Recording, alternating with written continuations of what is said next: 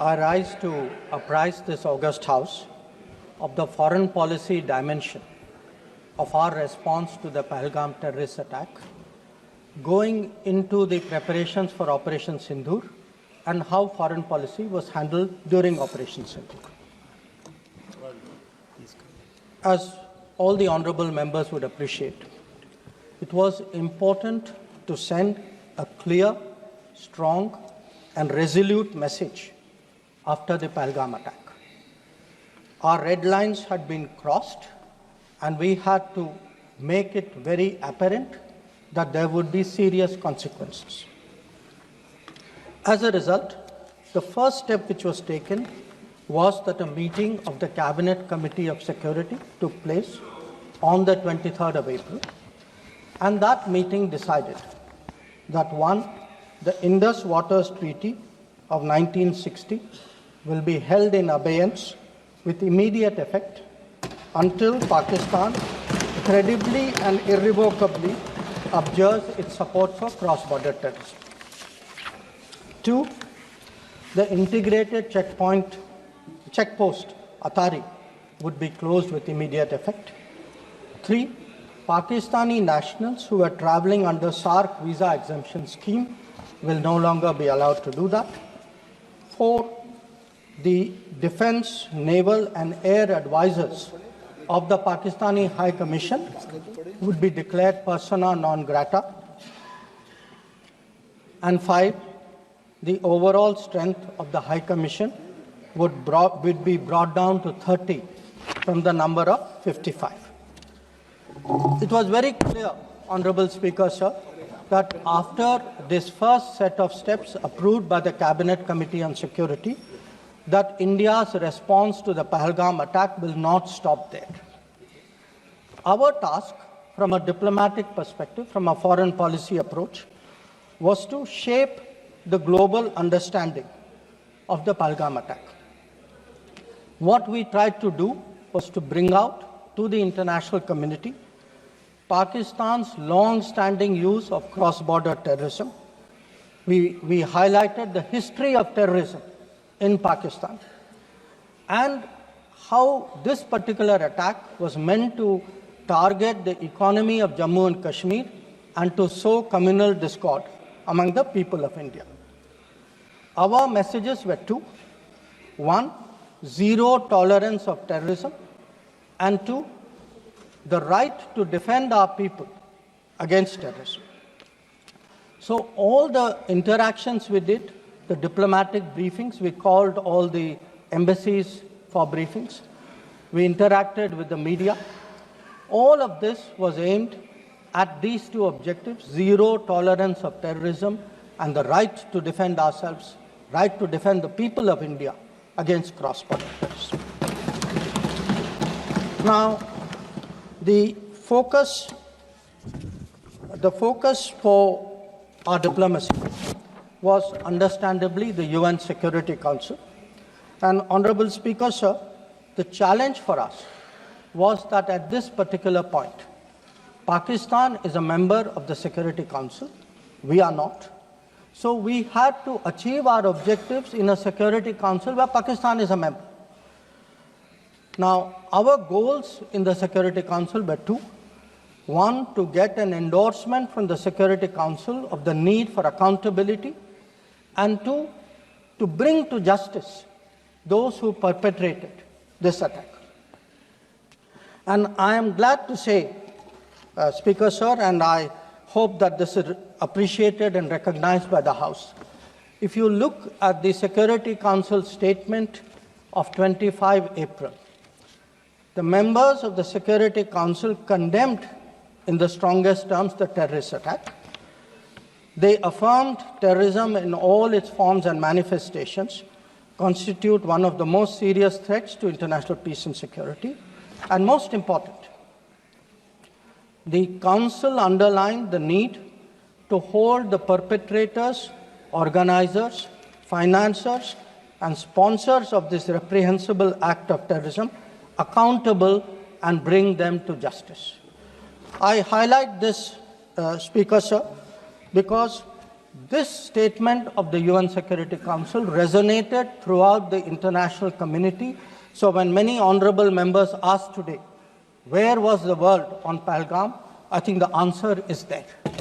The answer is there in a Security Council statement which says hold them accountable, bring them to justice, and that is exactly what we did through Operation Sindoor. Now, I also want, Honorable Speaker, sir, through you, to bring to the attention of the House a very interesting development pertaining to the TRF, the Resistance Front. When the Security Council was debating this on the 25th of April, and TRF had twice claimed responsibility for the Pahalgam attack, Pakistan defended the TRF. Pakistan tried to get any mention of TRF excluded, and in fact the Pakistani foreign minister told his parliament that this is a great diplomatic achievement. Now, I mention it because today, again, thanks to our diplomacy, the TRF has been designated as a global terrorist organization by the US government, and the same Pakistani foreign minister who took so much pride saying, I defended the TRF, says, well, now if the US has done this, we accept it. So that is where the Security Council issue stood. If I could then, sir, move on to the diplomacy from 25th of April till the commencement of Operation Sindoor. During this period, there were obviously a number of phone calls, a number of conversations. At my level, there were 27 calls. At Prime Minister, I think almost 20 calls. About 35, 40 letters of support came in. And what we tried to do was to create a narrative, prepare the diplomacy for the launch of Operation Sindoor. And the result of that diplomacy, Honorable Speaker, sir, there are 193 nations of the members of the United Nations. 193. Only 3, apart from Pakistan, opposed Operation Sindoor. Only 3.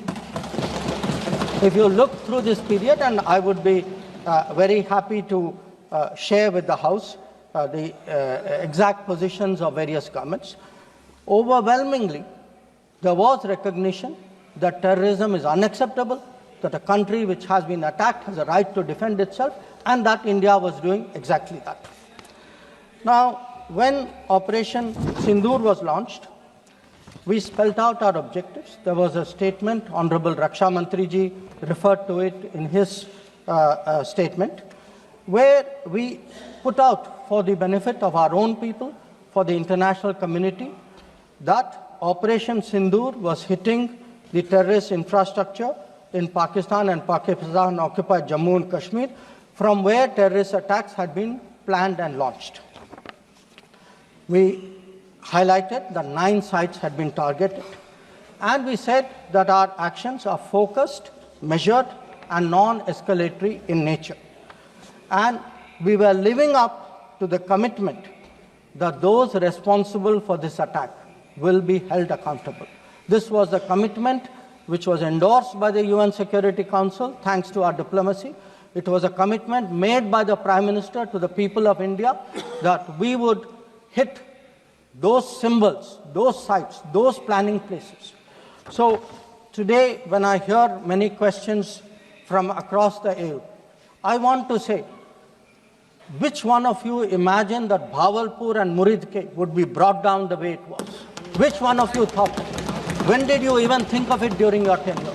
Did it even cross your mind? In fact, on the contrary, you ruled it out after 26/11. So I think our objectives are very clear. We wanted to send a message to the terrorists. We wanted to send a message to Pakistan that do not continue this support for terrorism. And I think on the morning of 7th of May, that message went home loud and clear. Now, sir, during this period, there was, when the operations were on, when the conflict, when the activities were on, operation is still continuing. A number of countries, number of their leaders ministers, others called up. And they called up because people wanted to know what is happening. People wanted to know what is the thinking of India. People wanted to understand what we are doing. And I would like to share with the House, sir, through you, to everybody, we gave a common message. The common message was India is exercising its right to defend itself against terrorism. Number two, the targets which were hit on the 7th of May are known terrorist headquarters and infrastructure. Number three, there will be no mediation. Anything between us and Pakistan is bilateral. Number four, we will never bow down to nuclear blackmail. Number five, we are responding to Pakistani military attacks because after Operation Sindoor was launched, they had started targeting our military facilities. And we will continue to hit the Pakistani military. If the fighting is to stop, Pakistan must request it. And that request must come through the designated channel of DGMOs. This was a common message that we had given to many people who had called us during that period. Our position was very, very clear in how we were approaching the progress of Operation Synindhur. Now, sir, many members asked, some out of genuine curiosity, some perhaps less, what was the international support? How much international understanding was there of India's position? I would like to share with you a sample. So let me start with countries who are known to be partners of India. Quad. Quad gave a statement which says, the Quad unequivocally condemns all acts of terrorism and violent extremism in all its forms and manifestations, including cross-border terrorism. We condemn in strongest terms the terrorist attacks in Pahalgam on 22 April and call for perpetrators, organizers and financiers of this reprehensible act to be brought to justice without any delay. Now, sir, this is the Quad. Now, let us look at a different grouping, BRICS. Now, BRICS has China as a member, Russia as a member, it has Iran as a member, Brazil, South Africa, Egypt. BRICS also condemned the April 22 attack.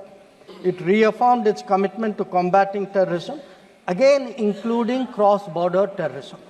Now, I would like members of this House to understand, if India is attacked, if there is a terrorist attack on India and a country says we condemn cross-border terrorism, I think it is obvious to everybody what that cross-border terrorism is. So, I then move on, sir, to the Central Asia. The Central Asian countries opposed providing safe haven using terrorist proxies for cross-border terrorism, for terror financing. Now, I can cite statements from the Indian Ocean Rim Association, from individual countries, range of them. President Putin, for example, has said, he wrote to our president and said this brutal crime has no justification whatsoever and its perpetrators will face a deserved punishment. The President of Paraguay has said that he expresses solidarity and recognized India's legitimate right to self-defense. So the main point, the common thread, sir, which I would like to bring out is that number one, cross-border terrorism across the board has been recognized, all forms and manifestations, opposition to condemnation of Pahalgam terrorist attack, and the right of India to bring people to justice. Now, sir, in addition to that, I would particularly like to mention 2 or 3 other developments. One, the American designation of TRF. On the 17th of July, the Department of State designated TRF as a foreign terrorist organization and a specially designated global terrorist.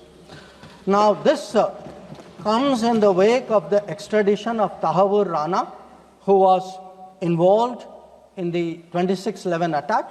And when people ask today, how successful is your foreign policy? Where is your diplomacy?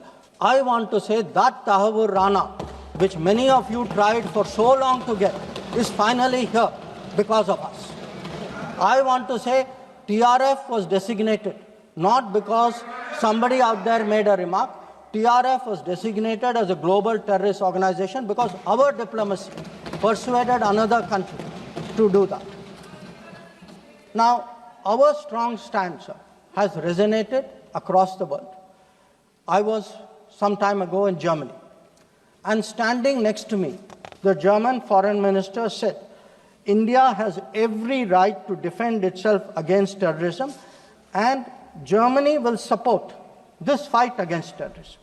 Similar position has been taken by France. Similar position has been taken by the European Union.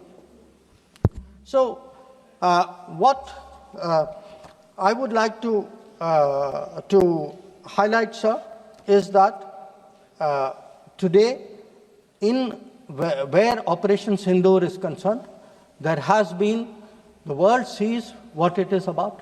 The world realizes this is a fight against terrorism. It is felt that India has acted responsibly but firmly. Now, I would like, sir, to address one particular aspect because some members have brought it up. And this is regarding the US activity during this period. Sir, I'd like to inform the House that on the 9th of May, Vice President J.D. Vance called the Prime Minister, warning of a massive Pakistani attack in the next few hours. Prime Minister, in his response, made it very clear that if such an attack happens, it would meet with an appropriate response from our side. Now, sir, that attack took place and was foiled by our armed forces, and I think the House should collectively appreciate the performance of the armed forces in foiling what was a massive attack on the 9th and 10th of May. Now, our response, which the Prime Minister promised, was delivered, and it was delivered with devastating effect. I don't have to say anything. Every member has seen satellite pictures of Pakistani airfields. You can see from the state of those airfields, which shown by the pictures, what was our answer. Now, on the 10th of May, we received phone calls sharing the impression of other countries that Pakistan was ready to cease the fighting. Our position was, if Pakistan was ready, we needed to get this as a request from the Pakistani side through the DGMO channel. That is exactly how that request came. Now, I want to make two things very clear, sir. One, at no stage in any conversation with the United States was there any linkage with trade and what was going on. Secondly, there was, please listen. Secondly, there was no call between the Prime Minister and President Trump from the 22nd of April, when President Trump called up to convey his sympathy, and the 17th of June, when he called up Prime Minister in Canada to explain why he could not meet. So I would again, मैं इसको दोहराता हूँ, 22 अप्रैल से 17 जून तक। माननीय अध्यक्ष जी, मेरी एक बात की आपत्ति है, भारत देश का शपथ लिया हुआ विदेश मंत्री यहाँ स्टेटमेंट कर रहा है, उस पर भरोसा नहीं है, उनको किसी और देश पर भरोसा है। मैं समझ सकता हूं उनकी पार्टी में विदेश का महत्व क्या है, मगर इसका मतलब ये तो नहीं है पार्टी की सारी चीजें यहाँ सदन में आकर थोपे। भारत के विदेश मंत्री पर भरोसा नहीं करोगे? ओथ लिया हुआ व्यक्ति यहाँ पर बोल रहा है, ही इज रिस्पॉन्सिबल। माननीय अध्यक्ष जी, इसीलिए ये वहां बैठे हैं और 20 साल तक वहीं बैठने वाले हैं।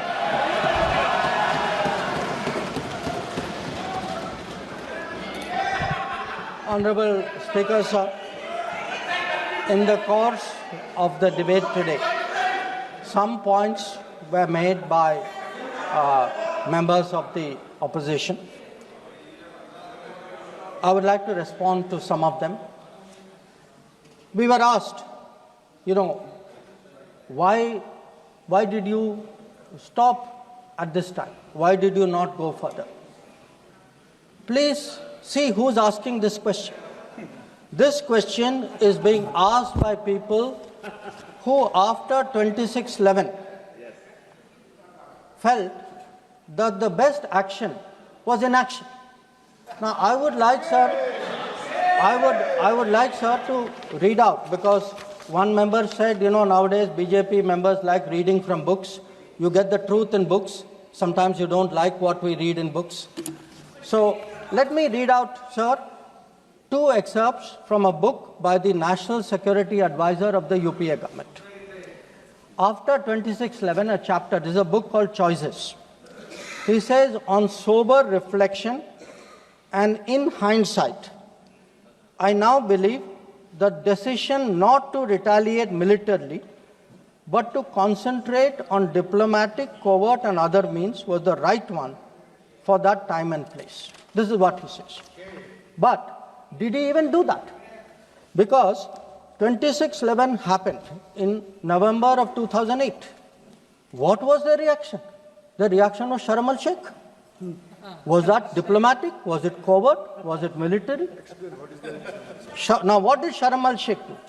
In Sharm el-Sheikh, the then government and the Pakistani Prime Minister agreed terrorism is a main threat to both countries. Now, today, sir, people are saying, America is hyphenating you, Russia is hyphenating you. That is what I heard Dipinder Huda ji say. Hello, you are hyphenating yourself. I mean, you did not need a foreign country to say, please link India to Pakistan. Your own government was saying, India and terrorism is a main threat to both countries. And then they said, terrorism should not be linked to the composite dialogue. And worst of all, they accepted a reference to Baluchistan in that. Now, here is a country reeling after 26/11. And you are equating Baluchistan and 26/11, what happened in Mumbai, and you are saying that the perpetrator and the victim have both got a problem. And then now you are asking me, why didn't you go further? People who did nothing are asking a government which did so much, saying, why didn't you do more? Now, you might think, sir, that this is a one-off, but this is a habit, because this is the thinking in that part of the House.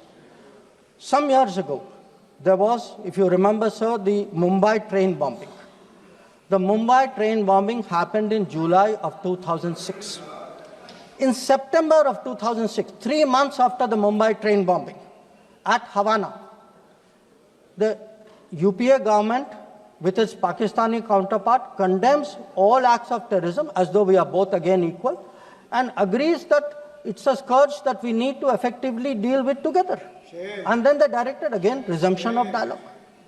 So what I want to highlight is, for people who did nothing to have the temerity, the gumption today to ask a government which did so much, which brought down Bhavalpur and Muridke, to say, why didn't you do more? I think it's extraordinary. Now, sir, we also heard from one of the early speakers saying we are now facing a two-front, and that the leader of opposition has been warning us about two-front. Now, all I can say, sir, is the person who said it, and maybe the leader of opposition, must have missed their history lessons in school. I'll tell you why. Because I would like to walk you through the history of this two-front. The two-front started because of something called POK, POK was created in 1948-49 by the government of this country by not completing the job of what was to be done. Now, sir, the House should note these dates. The two fronts started 1963, when the Shaksgam Valley was ceded by Pakistan to China as a result of an agreement. Then in 1966, the Karakoram Highway was agreed upon, which took 20 years, was completed in 1986. Now, references were made to China-Pakistan military collaboration. So when did this collaboration start? I'll give you the year, 1966. In 1966, the first Chinese military supplies went to Pakistan.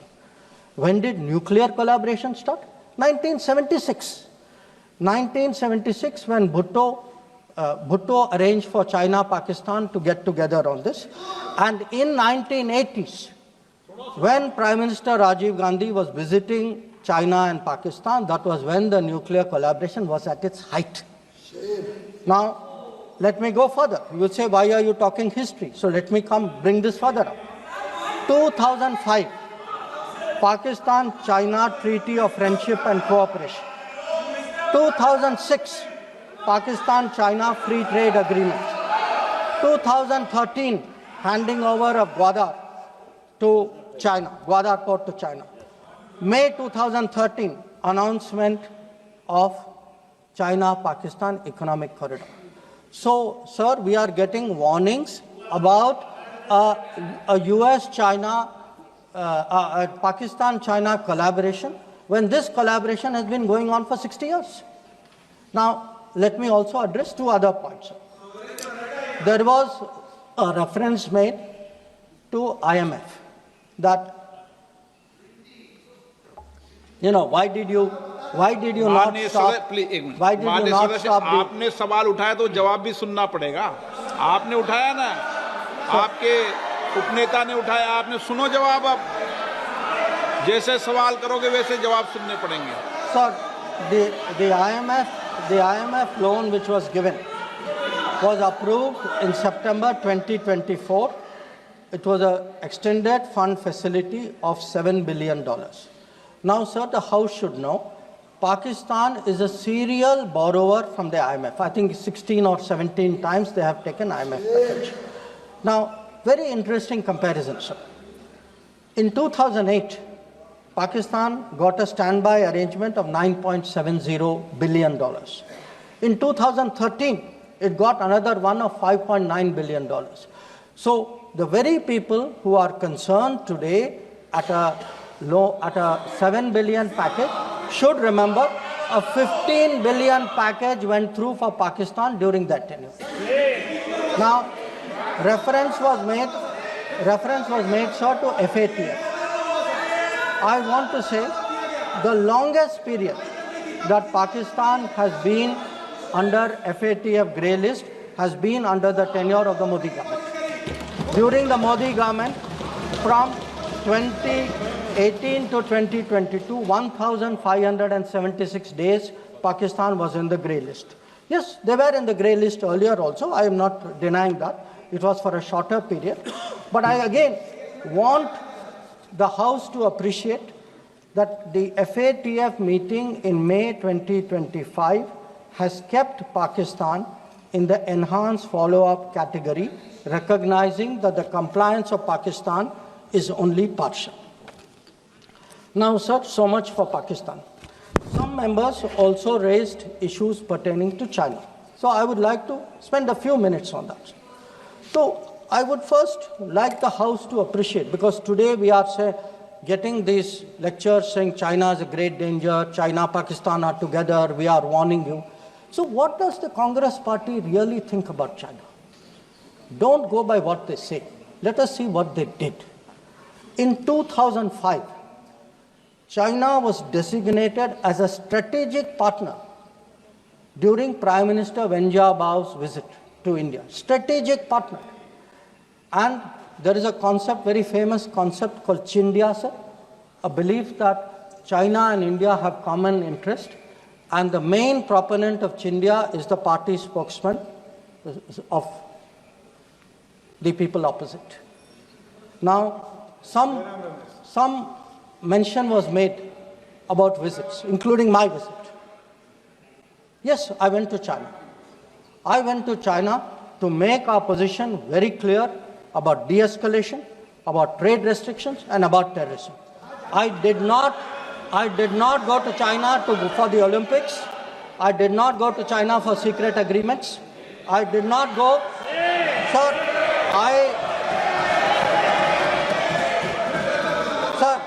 Sir, the House should know that people were watching Olympics when China was issuing stapled visas for people from Arunachal Pradesh and Jammu and Kashmir. This is the reality of China. Now, let me really tell you, sir, how is the relationship with China. Some years ago, विदेश मंत्री जी को संरक्षण देना चाहिए। उनके speaker जब बोल रहे थे, हम पूरे धैर्य से सुने।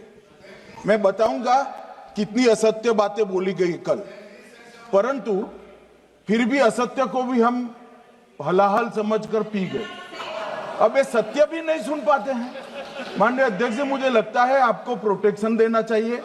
बैठे बैठे टोका टोकी करना सबको आता है, ऐसा नहीं हमें नहीं आता, मगर इतने गंभीर विषय पर चर्चा जब हो रही है तो सरकार के प्रमुख विभाग के मंत्री को बोलते हुए बैठे बैठे टोकना ये विपक्ष को शोभा देता है क्या? मान्यवर, आपने बिल्कुल उनको आग्रह से कहना चाहिए, वरना हम भी हमारे मेंबर को बाद में समझा नहीं पाएंगे।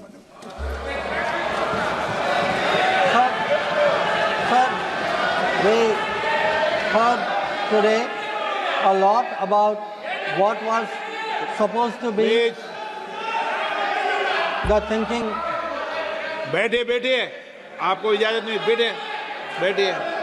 Sir, we heard about warnings about China, cautions about China. You know, China is planning this, China is planning that. But sir, I want to remind this House, Doklam crisis was on.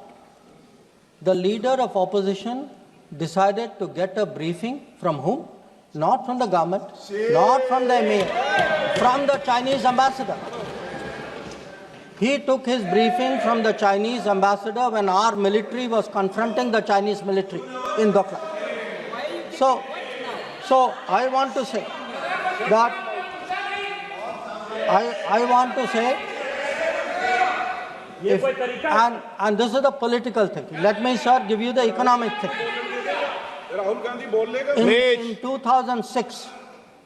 In 2006, the UPA government. Please बैठे टिप्पणी मत कीजिए, आप बहुत कर रहे हो, नहीं, गलत है, बैठे टिप्पणी मत कीजिए। Sir, in 2006, because I want to illustrate my points with facts. I spoke about political facts, I spoke about border facts. Let me give you an economic fact. What is the economic thinking of the Congress party about China? In 2006, the Congress party agreed to do a regional trading arrangement with China. It was finalized during the visit of President Hu Jintao. A task force was appointed. The task force gave a positive recommendation. Through the efforts of various people, this did not happen. Let me give you the technology side. The very people today who are cautioning us on China are the people who allowed 3G and 4G to come from China. It is this government which made sure there was a made in India 5G. And finally, sir, we keep speaking about the border. The border, if today, whether it is the border with Pakistan, whether it is the border with China or any other border, if our military is today able to stand its ground, the kind of massive deployment that we saw on the China border after 2020, it is because our border infrastructure budget has gone up 4 times. Our tunneling, our road building, our bridging has doubled or tripled. And this is a far cry from the period when the thinking was, let's not develop the border because then the Chinese cannot come there. We had 60 years of neglect of the border. Today, in the last 10 years, that neglect has been reversed. There is still a lot of work to be done. So I think people need to understand. And it's not just in India, sir. We have just come back from Maldives. When I hear comments about foreign policy, yesterday, day before yesterday, the Prime Minister was the guest of honor at the Independence Day of Maldives. This is the country which during their time forced an Indian company to leave an airport. That country today has invited India to build 2 new airports. Look at Sri Lanka. If the Hambantota port was built between 2005 and 2008, and at that time it was actually justified as saying that it has no impact on India's interest. So I want, sir, the House to appreciate that the people who are today claiming to be custodians of national security thinking, who say that they are giving warnings, let us look at the record, let us see what they did when they were in office. But now allow me to come back to Operation Sindoor. So I want, sir, to conclude by saying this. The challenge of cross-border terrorism continues, but Operation Sindoor marks a new phase. There is now a new normal. The new normal has 5 points. 1, terrorists will not be treated as proxies. 2, cross-border terrorism will get an appropriate response. 3, terror and talks are not possible together. There will only be talks on terror. 4, not yielding to nuclear blackmail. And finally, terror and good neighborliness cannot coexist. Blood and water cannot flow together. This is our position. So let me conclude, sir, by recognizing the role which this body and the upper house has played during this period in explaining our national position and our national interest on Operation Sindoor. We had, sir, 7 parliamentary delegations which went to 33 countries. Some comments were made about those delegations. I have to tell the honorable member, Arvind Sawantji, I'm sorry, you are completely misinformed. Those delegations were received with great honor. In many cases, the foreign minister of the country met them. Please look at the tweets of people sitting next to you. That itself will tell you. And इनके बगल वालों से पूछ ले वे जानकारी. Sir, these 7 delegations, the delegation led by Jaishankar Prasad ji, by Shashi Tharoor ji, by Baijan Panda ji, by Sanjay Kumar Jha ji, by Kanimori ji, by Supriya Sule ji, and by Shrikant Eknath Shinde ji. Sir, these 7 delegations did the nation proud. They across the board, and every member, members of opposition, members of the government, public-spirited citizens, retired diplomats, they were able to explain to the whole world our posture of zero tolerance against terrorism. So I would like, sir, to end my remarks with the hope that on an issue as important as this struggle against terrorism, we can only succeed in ensuring zero tolerance against terrorism if we have a united voice in this country against terrorism. There must not be any division of opinion on this matter. The way the parliamentary delegations behaved abroad, I hope the same solidarity will permeate the proceedings of the House. I thank you.